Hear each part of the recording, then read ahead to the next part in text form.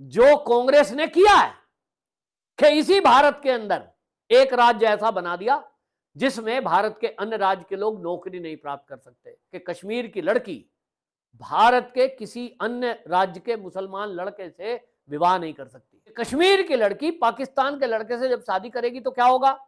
पाकिस्तान चली जाएगी।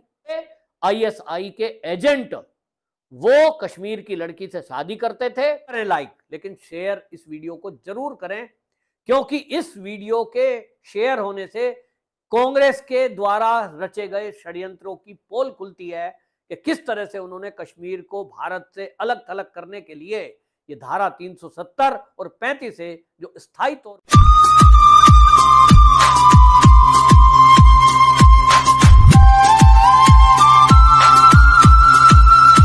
जय हिंद दोस्तों, मैं हूं भारत एक नई वीडियो के साथ। आर्टिकल 370-35A इसमें कुछ ऐसे शब्द हैं जो हर एक हिंदुस्तानियों को जानना बहुत ही ज़रूरत है।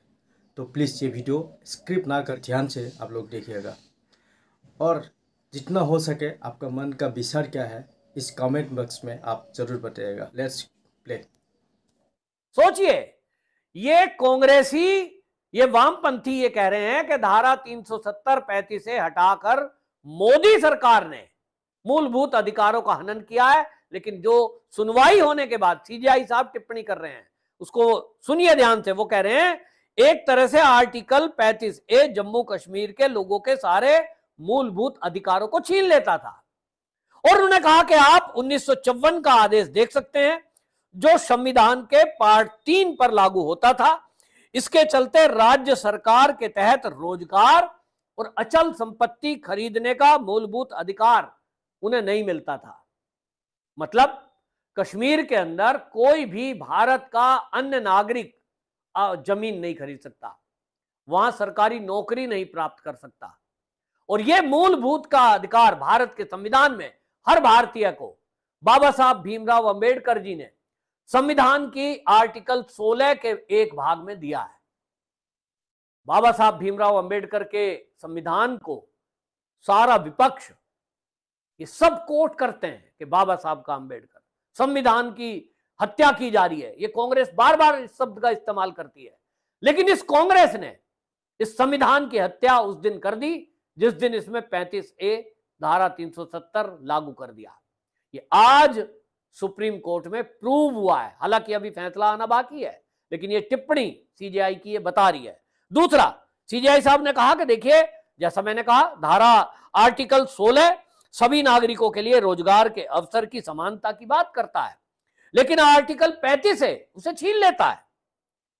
इस तरह राज्य के सभी नागरिकों का दर्जा पाए लोग के लिए अलग कानून, और जिनके पास जम्मू कश्मीर राज्य का दर्जा नहीं है उनके लिए अलग कानून। सोच रहे हैं, इस देश के अंदर दो तरह के कानून बना दिए गए।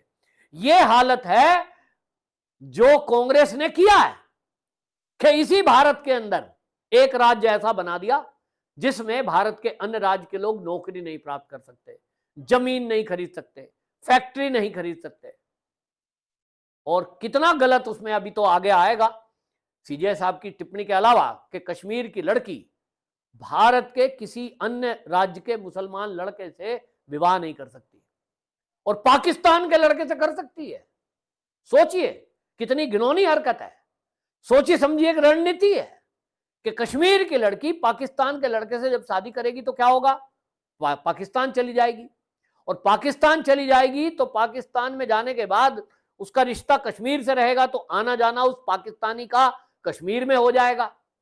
पाकिस्तान का युवक ये कहकर कि मैं अपनी ससुराल जा रहा हूं, उसको वीजा मिलेगा, और वो भारत में पाकिस्तान का कोई भी युवक कश्मीर में आता जाता रहेगा।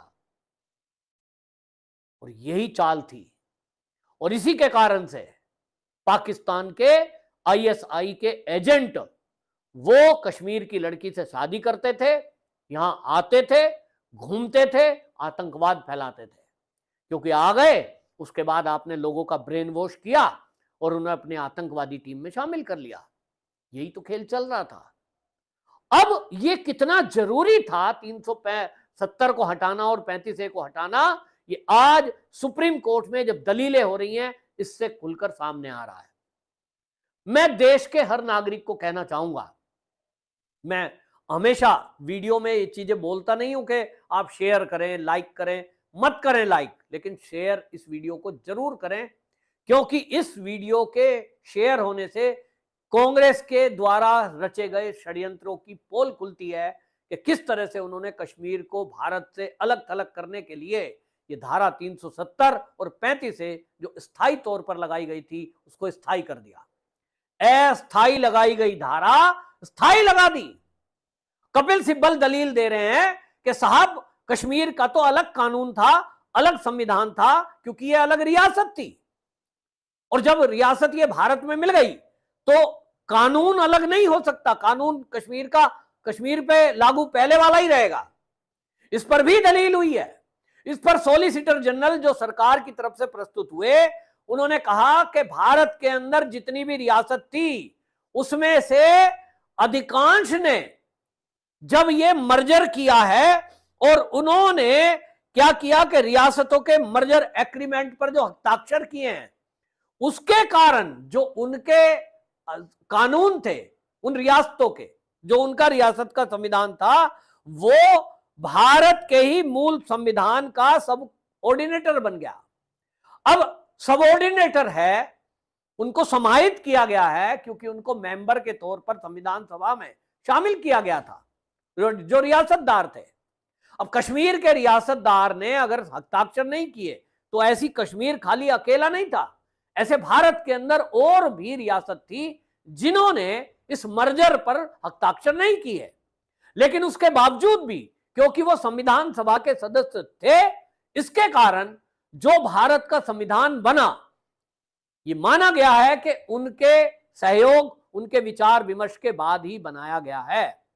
तो वो शामिल हैं, वो शामिल नहीं है, तो भी जब देश आजाद हो गया है, इसको लेकर के कोई ये कैसे कह सकता है कि साहब वो जो हस्ताक्षर तो मर्जर वाले में किए नहीं थे, तो हमारा कानून तो इस देश में अलग चलेगा। क्या केरल का कानून इस देश में अलग रहेगा? क्या कहीं जो है कोई नॉर्थ ईस्ट का राज्य है वहां कानून अलग चलेगा? नहीं, भारत का संविधान इस भारत के हर राज्य पर लागू रहेगा। ये समान कानून लागू होना चाहिए था, जिसको नहीं किया गया। हालांकि समान नागरिक संहिता इसीलिए मांग की जा रही है कि पूरे देश में एक ही तरह का कानून हो। अब उस पर अलग बहस हो सकती है, लेकिन फिलहाल जम्मू और कश्मीर को लेकर के जो भ्रम फैलाया जा रहा था, जो झूठ फैलाया जा रहा था कि कश्मीरियों के मूल अधिकारों का हनन 35 से हटाकर किया जा रहा है, इस सब भ्रम की, झूठ की सुप्रीम कोर्ट के सीजेआई डीवाई चंद्रचूड़ ने पोल खोल दी है। और अब ये वामपंथी दल, कांग्रेसी, ये तो शकल दिखाने के लायक भी नहीं रहे, और इसलिए इनसे सवाल पूछा जाना चाहिए। अभी फैसला आने दीजिए। जो चीजें अब सुप्रीम कोर्ट में चल रही है, डे बाय डे जो हियरिंग चल रही है, इससे इतना साफ हो गया है कि देश की जो सुप्रीम कोर्ट है वो भी संविधान से बंधी हुई है, और संविधान में ये व्यवस्था दी गई है कि संसद अगर चाहे तो संविधान में संशोधन कर सकती है। और इसका भी जिक्र आपको बता दूं सीजेआई साहब ने किया, क्योंकि इसमें 1976 में जब इस देश के अंदर इंदिरा गांधी देश की प्रधानमंत्री थी, तो उन्होंने सेकुलरिज्म और समाजवाद, ये दो शब्द संविधान में ऐड किए और इसको संशोधित किया गया। लेकिन आप ताज्जुब मानेंगे कि ये जो दो शब्द हैं, समाजवाद और सेकुलरिज्म, पूरे देश में लागू है क्योंकि संविधान में ऐड कर दिए गए इंदिरा गांधी के द्वारा, लेकिन कश्मीर में लागू नहीं है। ये पूरी कांग्रेस, वामपंथी दल सेकुलरिज्म के नाम पर भारतीय जनता पार्टी को हमेशा घेरते रहते हैं। सेकुलर पार्टी हमारी हमें बनानी है, तो बीजेपी तो सेकुलर पार्टी नहीं है क्योंकि वो तो हिंदू की बात करती है।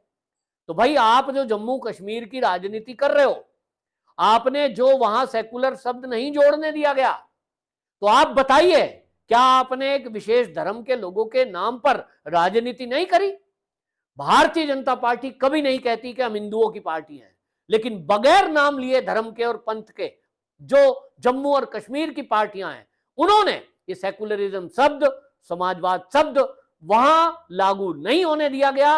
ये बता रहा है कि अगर कश्मीर को सेकुलर नहीं होने दिया गया, वहां समाजवाद लागू नहीं होने दिया गया, उसकी दोषी अगर कोई है तो वो कांग्रेस है। इस तरह की साजिशें कांग्रेस से मिलकर की और अब पीडीपी की महबूबा मुफ्ती, फारूक अब्दुल्ला, वामपंथी, सारा लिबरल गैंग इसी कोशिश में लगा है कि वापस 35 लगा दी जाए, वापस 370 लगा दी जाए। इनकी पूरी कोशिश थी कि इस जम्मू कश्मीर को भारत से काटकर और पाकिस्तान में मिला दिया जाए। सोचिए, अगर 2014 में मोदी सरकार ना आई होती तो इस देश का ये कांग्रेस क्या हाल करती। कमेंट बॉक्स में जरूर बताइए।